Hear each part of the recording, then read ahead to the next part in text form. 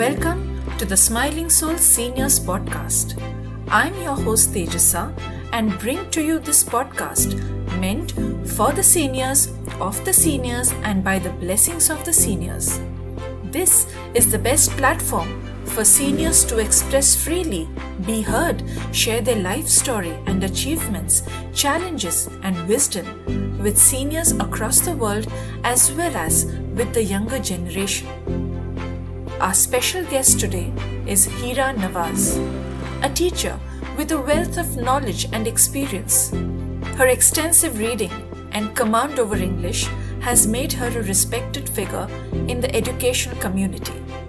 Despite numerous life-threatening health challenges, Hiraji has overcome all of them with resilience, strength and determination. Thereafter, she has pledged to dedicate her life for the help of needy. Hira Nawaz is an example of compassion, perseverance, and service. A very, very warm welcome to all our listeners and our viewers. We are very happy to welcome yet another podcast celebrity with us. She is a teacher, she is a person with immense values, and you're going to love listening to her. She is Miss Hira Nawaz. A very, very warm welcome to you, Hiraji. This is the first time that we have a teacher with us, and very, very happy to be able to understand from you the perspective of a teacher and discover your life and what all you have achieved. So we do know that you have lots of achievements to your profile. So what was it about your childhood that shaped you into being what you are today? I spent my childhood in New York, West Virginia, and London. That is the first 10 years of my life. 2 years in London and 8 years totally in West Virginia and New York in North America. I was actually a very quiet, introverted person. And in my childhood, I did well academically. And though I was scholastically bright, I was always interested in the welfare, and I had a soft corner for those who are physically and mentally challenged anyway. I always wanted them to get a good deal in society and have a more wholesome life. So with this kind of outlook, it is no surprise that I chose very unusual kind of friends in my childhood. When I did my second and third grade in UN International School in New York. Now in this school, the children's parents who worked in the UN studied.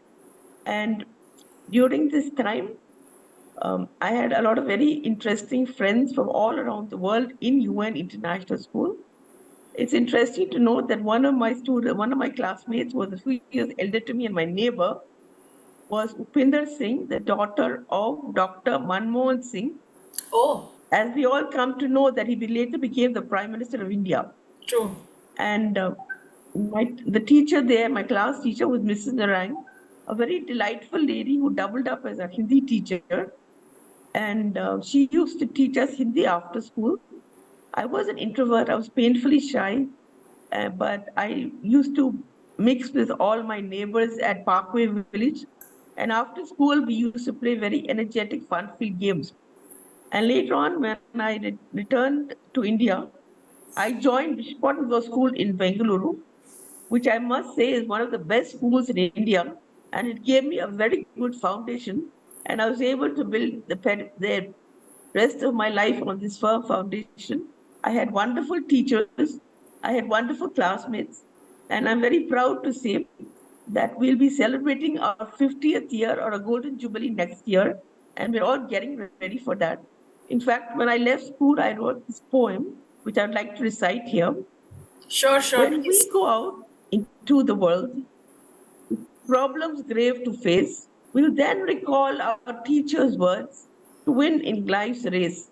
When the 3 hours pose a threat and all seems bleak and cold, we'll react the way Catonians should. The dear old green and gold. Very nice. Beautiful. So that makes me ask you, वो क्या बात थी कि आप वहाँ से यहाँ आ गई वापस India? Why did you choose to come to India? Did your father get transferred or what was it? Yes, my father thought that we are Indian citizens and we were young children. So he thought that we should grow up in our own country and see what it's like to be an Indian. Because when we were in America, we were influenced by American and Western ideology. So we really didn't know much about India. So he wanted us to have an experience of living in an Indian city. And we chose Bengaluru because that's my mother's place.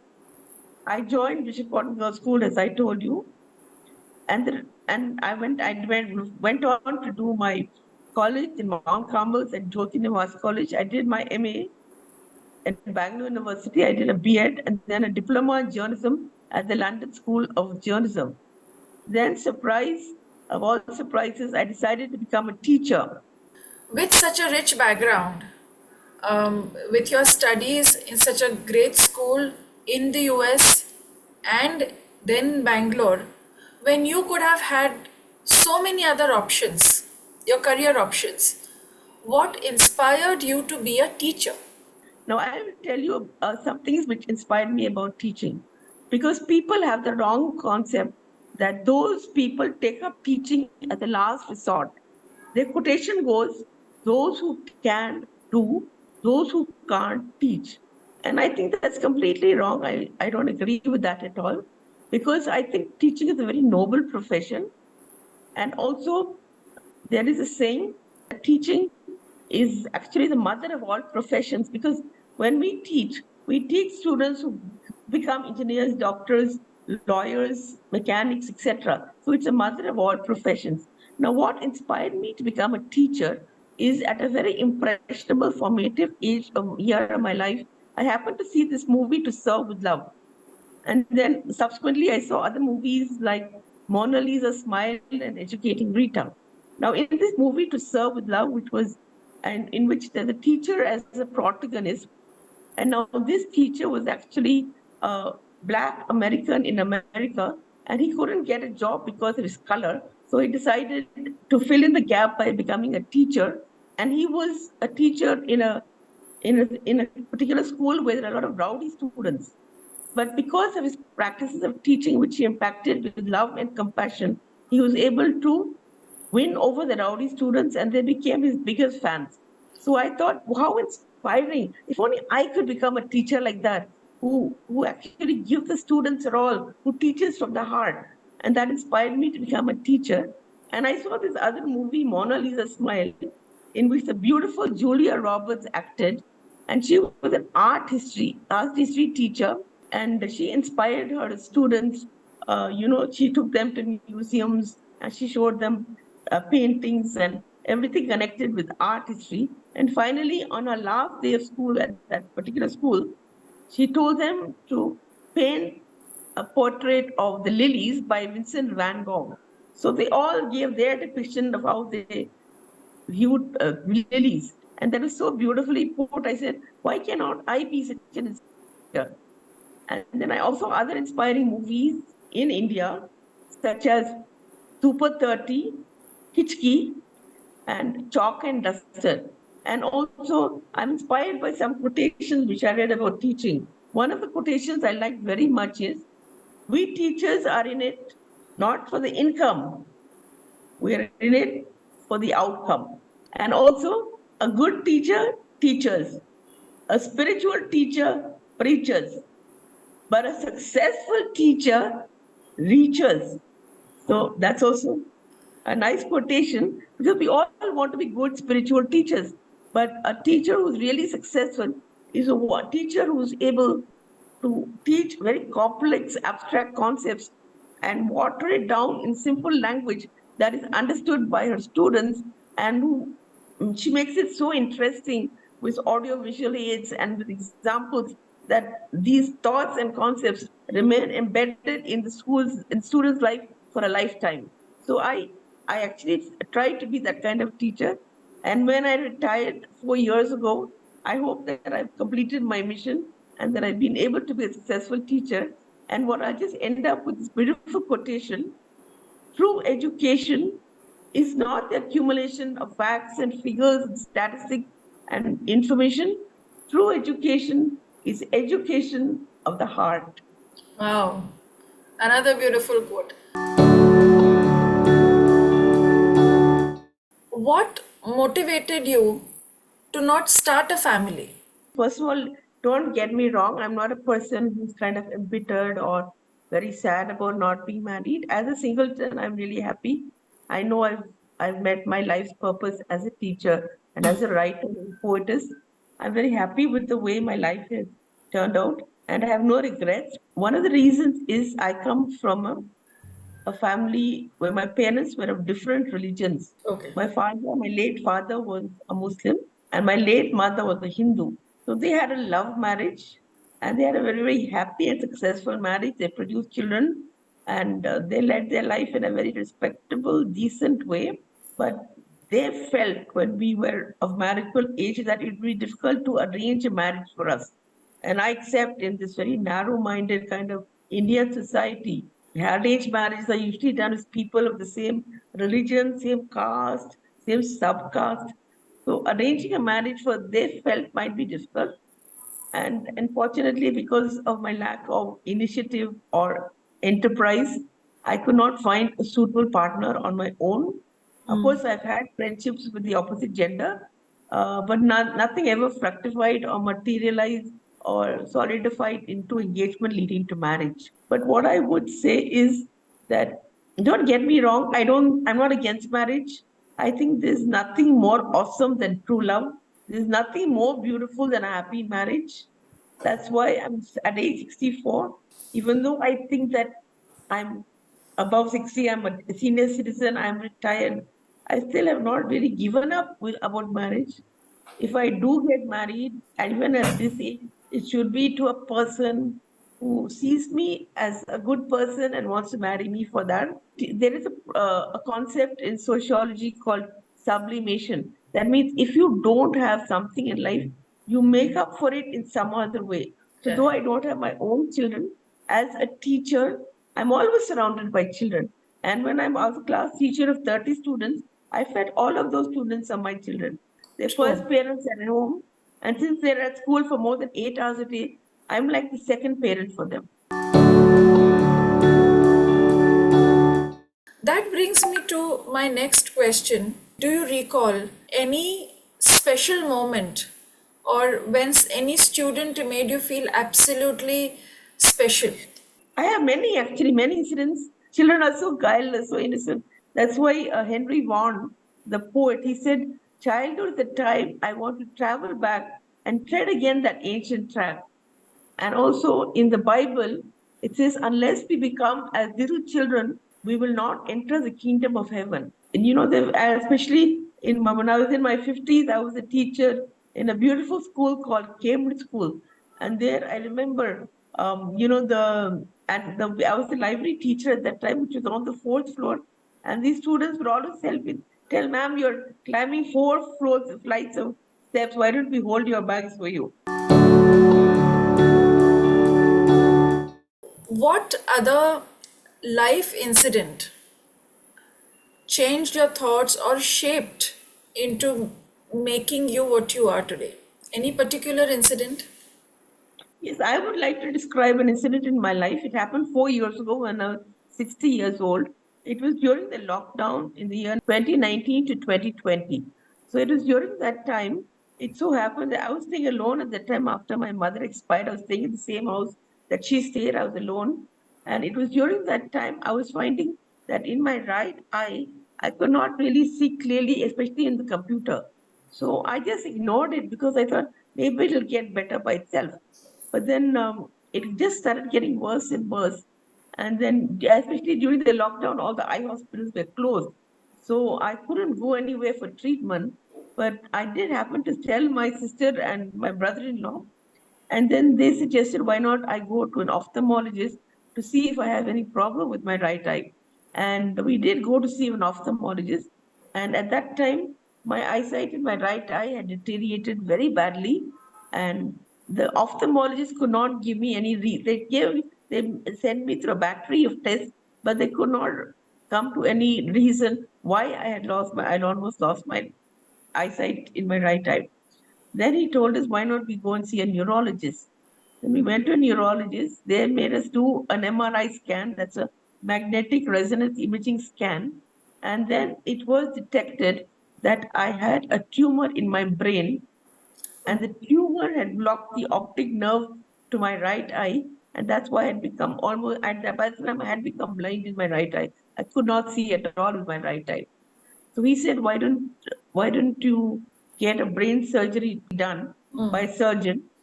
Because if that tumor grows, it can block optic nerve from my brain to my left eye, and then I'll become completely blind. He said, in order to avoid that, why don't you see that you go? Why don't you have a brain surgery? Then at that time, what happened was, when I was all ready for the surgery, what happened? They took some tests, they took the vital signs test, and then they realized that I did not have a very high oxygen saturation level. And without the oxygen saturation level being over, say, 95%, then any surgeon would refuse to do surgery. So then they didn't do the surgery, and they just transferred me to a unit in the hospital where they tried to get my oxygen level up by giving medicines, telling me to do some respiratory exercises, but then it didn't work out, and then they finally discharged me. But before they discharged me, I did a PET scan, that stands for positron emission tomography scan, where it was revealed that I was diagnosed with TB, tuberculosis. At one time, that was a killer disease, and people used to die from it. But now they have discovered a cure for it. So they put me on medication, and they told me I have to take this medication for 9 months, and then I can be cured. So meanwhile, that was the kind of situation was I was in.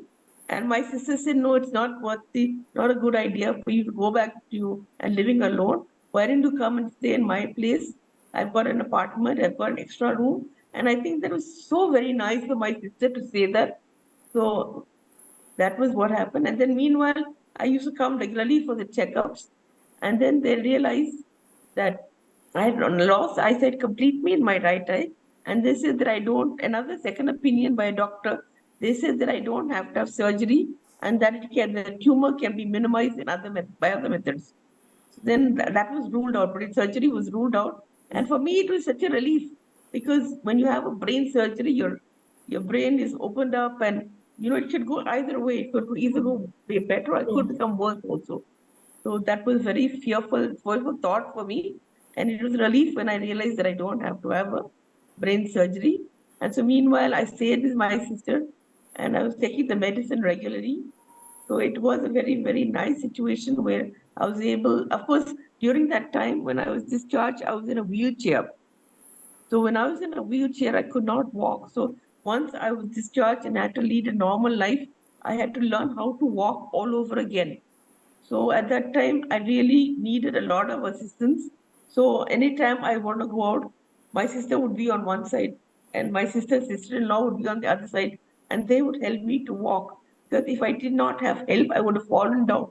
So I was in despair. I thought maybe the whole of my life I will have to have a walking stick or something like that. But they helped me a lot. And then I did some simple physiotherapy exercises. I strengthened my leg muscles, and gradually I began to walk again. And now I can say, inshallah, thank God, that now I'm perfectly cured. I've bounced back. I'm back to normal. But I never forgot the time I was in the hospital and those lonely nights when I just prayed to God, and I just wished for the cure for myself. And during these times, I came to realize the people in my life who really mattered. And I came to realize that my sister was really kind of a disguised angel. She helped me a lot during this time. And because not only did she talk to the doctors and find out exactly what is the problem, she used to discuss with her doctor friends to find out the best possible treatment. And because of their suggestions, she came up with wonderful suggestions for me, and that helped to bring me back to normal life much quicker. And also, she used to buy the medicines. She used to monitor the medicines when I was taking it. Because at that time I was a bit old fashioned, and I used to make all payments by writing a check. But she introduced me to the world of credit cards, debit cards, how to pay with Google Pay. And that proved to be a great help because in busy hospitals, everything is done online. People no longer use checks. That's very old fashioned. But Correct. he introduced me to that. And also, she also was instrumental in helping me reduce the cost of my medication and the cost of my hospitalization by health insurance. How true is the saying? Family and friends are like stars. You don't always see them, but they're always there for you. So True, that's a true. beautiful quotation. It's true also. Yes. And also, I would like to say at this point that I became, because I almost died on number of occasions, because at one time I didn't have enough oxygen, and therefore I was put on oxygen in the ICU, and under 24 hours observation by the doctors. And because of this incident, it was a life and death situation for me. And I developed a lot of courage because I got over that situation. And I remember praying sincerely to God. I said, God, G, Father God, if you're able to get me out of this situation alive, I promise that after that, if I'm able to be resilient and bounce back to normal, I will spend the remaining years of my life trying to help people who have terminal illnesses, trying to help and trying to motivate and inspire people who are in any situation where they're having a terminal illness or they're negative minded. Because I had turned very negative during that phase. I remember watching a video, and in that video, there was a kind of video of Jesus Christ. And when I was very negative, I remember watching this video where tears were just rolling down Jesus Christ's face. And he was saying, for my sake, be strong. For my sake, be positive.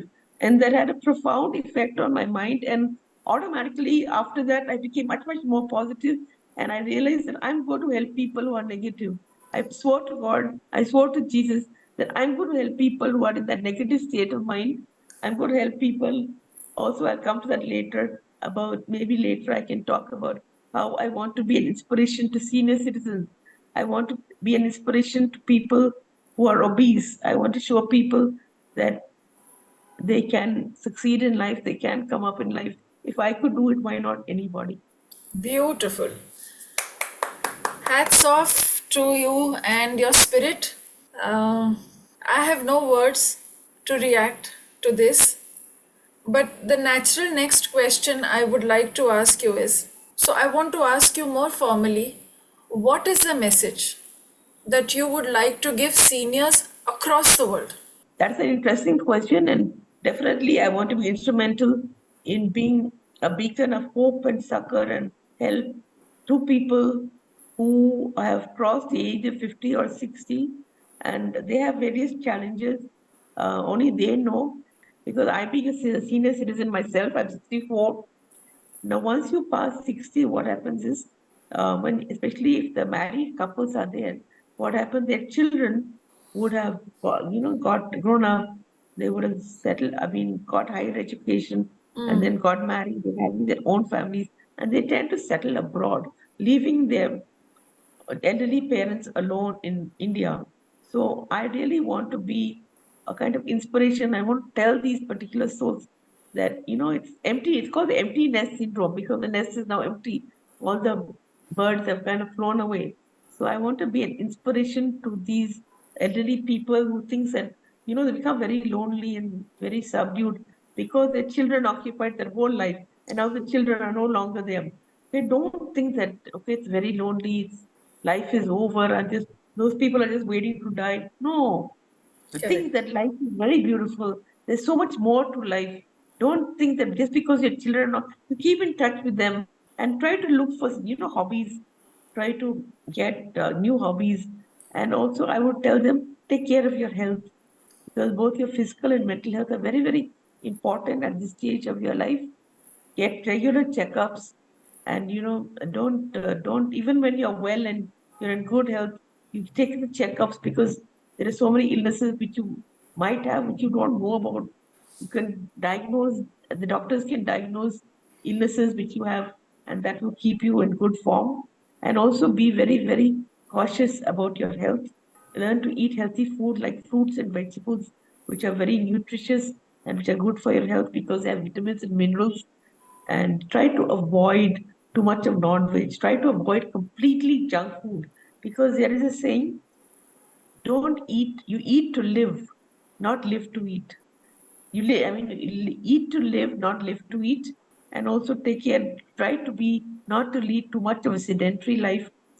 Try to do some physical exercise every day. I live life to the fullest. I make use of every hour, every minute, every second of my time. I have a better outlook. I try not to be frustrated, and I don't take my frustration out on others. I try to lead a healthy life. I try to always go for my morning walks in the park, and I try to be as healthy as possible. And if I could do it, why not anybody? So I'd like to just end up with a very beautiful quotation, which applies mainly to senior citizens. Age is just a number.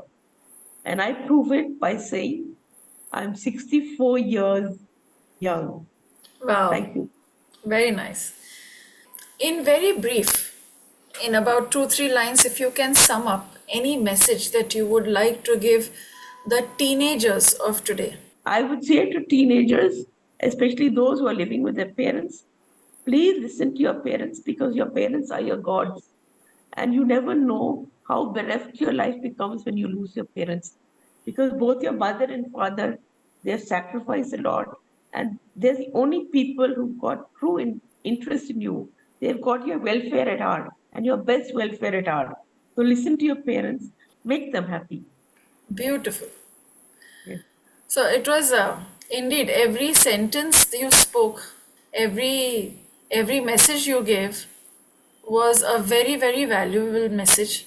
And I'm sure all the listeners and all the viewers are going to take really gems of these advice pieces that you've given. So with this, I would like to thank you so much, Hiraji, for coming on Thank a you. platform, for doing this podcast with us. And we wish you all the best to inspire more and more people and create better individuals and better citizens of our country. And may God give you a lot more strength and resilience to combat every challenge and keep doing the awesome work that you're doing. So thank you once again. Thank you. Thank you. Thank you so much. With this, we also thank all our viewers and our listeners for being with us throughout and listening to this great episode with Miss Hira Nawaz. Thank you once again. This was Hiraji's story, full of inspiration, determination, and tenacity. A big thank you to all our esteemed listeners and viewers worldwide for joining us on this heartwarming episode. For more such inspiring stories, like, share, and subscribe to our podcast episodes and follow us. Stay tuned to meet our next senior celebrity exclusively on the Smiling Soul Seniors podcast channel. Thank you.